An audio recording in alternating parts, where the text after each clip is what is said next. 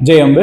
હું આપ સર્વને કેટલાક સાયબર ફ્રોડથી સુપરિચિત કરાવવા માંગુ છું. આપ લોકો અહીંયા જ્યારે બનાસકાંઠામાં આવી રહ્યા છો અને જ્યારે ઘણી વખતે આપ સર્વને ઘણા બધા કોલ બી આવતા હોય છે, તો આપ સર્વને મારી એક નમ્ર વિનંતી છે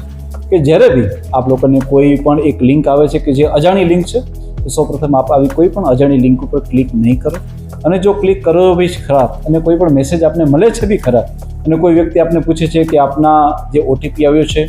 આપનો પાસવર્ડ શું છે,